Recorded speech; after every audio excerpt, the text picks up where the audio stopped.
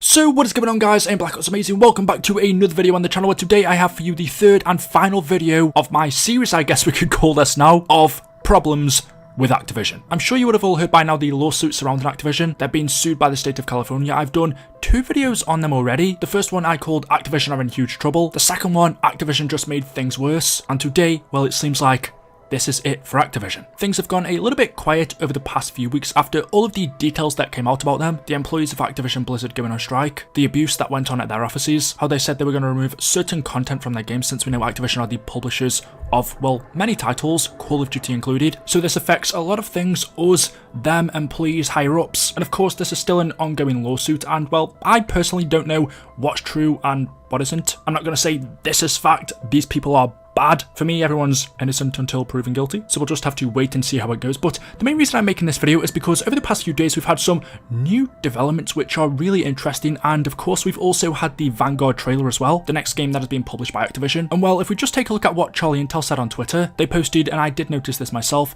Activision's logo was not in the Call of Duty Vanguard trailer, as lawsuit controversy continues. If you watch the trailer, it says Call of Duty Presents. The end card only showed Sledgehammer, Treyarch, and Beanox logos. Activision is only mentioned in legal language, and an Activision spokesperson said, Call of Duty has continued to expand in an incredible universe of experiences. This was a creative choice that reflects how Vanguard represents the next major installment in the franchise. And like I said, you can see this for yourself on the Black Ops Cold War trailer. There is the Activision logo down the bottom left hand corner, but if we go to our latest one, Vanguard, the Activision logo isn't there. It just says Call of Duty in the middle, and then we have Treyarch, Beanox, and Sledgehammer. Activision is mentioned at the bottom in legal language, but their logo, which is on every Call of Duty trailer, isn't being showed on the Vanguard trailer, which coincidentally has also released during the time that this lawsuit is going on with Activision. So admittedly, that is a little bit strange. I'm guessing with everything going on, Activision don't want to associate themselves, even though they are the publishers, with any of their upcoming games. Maybe just in case people see that and think,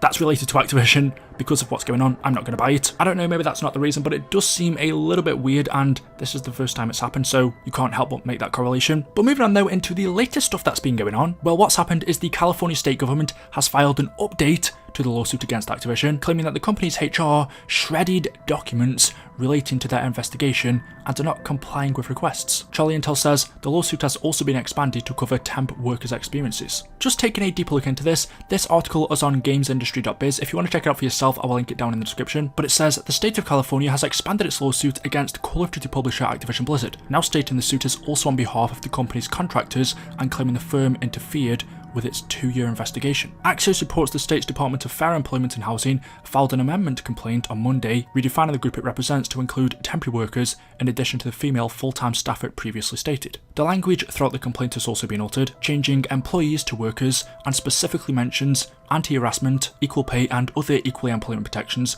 that exist for employees and contingent or temporary workers. Axios' Stephen Totilo also shared a section of the court document via Twitter, in which the DFEH adds a new cause for action around Activision Blizzard's alleged failure to maintain and produce records. After stating various laws that dictate what records and documents companies should keep, the DFEH claims it issued a document retention notice to Activision Blizzard as soon as it filed the original complaint. This notice notified the firm of its obligation to not destroy, conceal, or alter any documents or data relevant to the case. The DFEH notes that Activision Blizzard's response was the public announcement of its decision to call in law firm WilmerHale for an interview review, a decision that has since been criticised by a group of Activision Blizzard employees protesting against the company's handling of the case. By telling employees to speak confidently to WilmerHale, the DFEH claims Activision Blizzard has directly interfered with its ability to investigate, prosecute, and remedy the violations cited in its suit. It adds that during its investigation, Activision Blizzard refused to produce documents regarding complaints and investigations of discrimination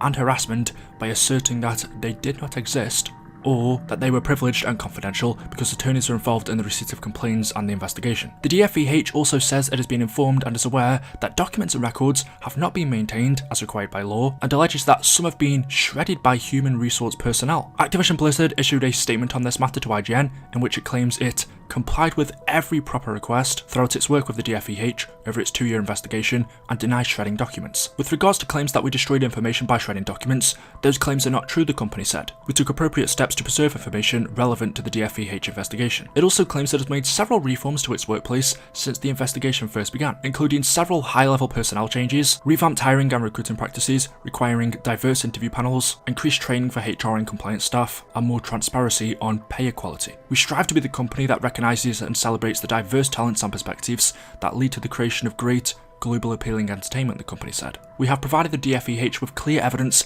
that we do not have a gender pay or promotion disparities. Our senior leadership is increasingly diverse, with a growing number of women in key leadership roles across the company. We share the DFEH's goal of a safe and inclusive workplace that rewards employees equally and are committed to setting an example that others can follow. The DFEH first filed its complaint against Activision Blizzard last month, accusing the publishers of cultivating a toxic work environment that was a breeding ground for discrimination and harassment. It also claimed that the company had violated civil rights and equal pay laws, especially when it came to women at the company. Activision Blizzard denied all accusations and criticised the DFEH for building a case on distorted and false claims. So there was an article, like I said, you can check it out for yourself in the description, which tells us of the update to what's going on with the lawsuit with Activision. Apparently they're now shredding important documents that relate to the suit. And as was briefly mentioned in that article, Activision did issue a statement in response to the updated California filing. Charlie Intel posted this on their Twitter, giving us a rundown of what Activision said. It reads, "Throughout our engagement with the DFEH, we have complied with every proper request in support of its review, even as we have been implementing reforms to ensure our workplaces are welcoming